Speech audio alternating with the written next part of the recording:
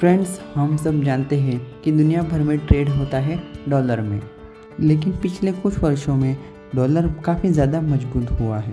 तो इसके रीजंस, इसकी इफ़ेक्ट्स और इंडिया इससे कैसे ज़्यादा मजबूत होगा, आइए हम एनालिसिस करते हैं।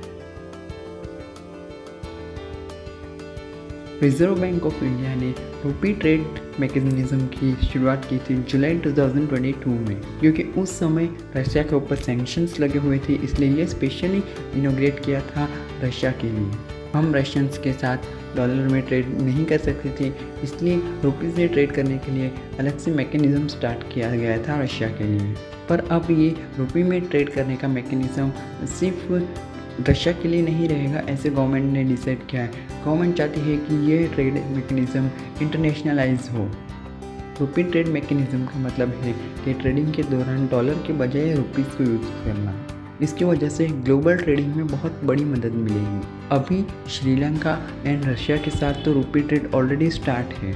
इवन श्रीलंका की डिमांड है कि श्रीलंका के अंदर भारत के रुपी को फॉरेन करेंसी डिक्लेयर किया जाए।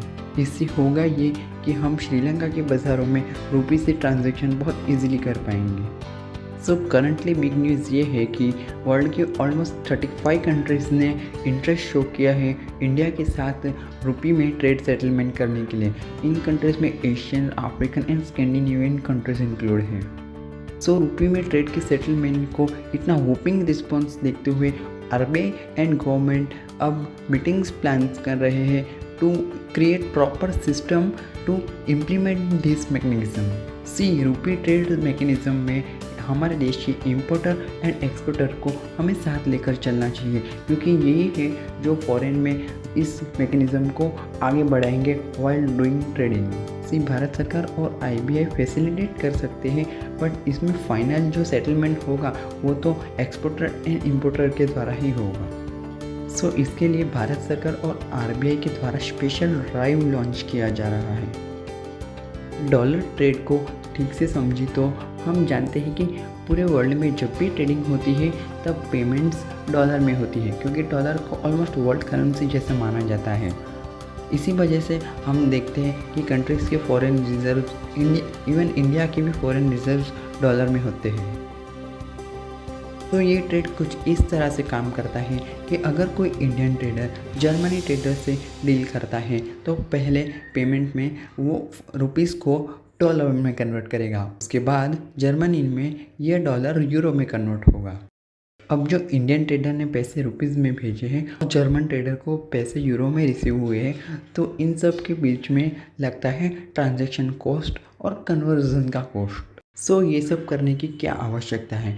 इंस्टेड ऑफ डैट हम लोग अगर रुपी में ट्रेड करें तो काफ़ी सारी समस्याएं सॉल्व हो सकती है। बट रुपी में ट्रेड करने के लिए गवर्नमेंट को अभी काफ़ी सारे स्टेप्स लेने होंगे, जैसे कि ट्रेड में लिबरलाइज करना होगा, न्यू लॉज इंट्रोड्यूस करने पड़ेंगे, कुछ पुराने लॉज को रिमूव करने पड़ेंगे, कुछ सिस्टम्स एंड मैकेनिज़म्स तैयार करने होंगे, साइबर सिक्योरिटी रिलेटेड इश्यूज़ भी देखने होंगे, तब जाके रुपी ग्लोबल करेंसी बनने की तरफ आगे बढ़ेगा। कौन सी कंट्रीज डायरेक्टली इंटरेस्टेड है इन रुपी ट्रेड? तो इसके कुछ एग्जांपल्स दूँ तो लग्जमबर्ग पे क्यूबा, अफ्रीका में सूडान, हमारे नॉर्थ की तरफ देखें तो Tajikistan, Malaysia, Singapore, Scandinavian countries. इन सब में गवर्नमेंट फोकस कर रही है उन कंट्रीज़ पे जिनके पास डॉलर के रिजर्व्स बहुत कम हैं। सी, करंटली जब हम ट्रेड करते हैं तब कंट्रीज़ को हमें डॉलर में पे करना पड़ता है, बट उनके पास अगर डॉलर कम है तो गवर्नमेंट उन्हें रुपीज़ में पे करने के लिए कह सकती है।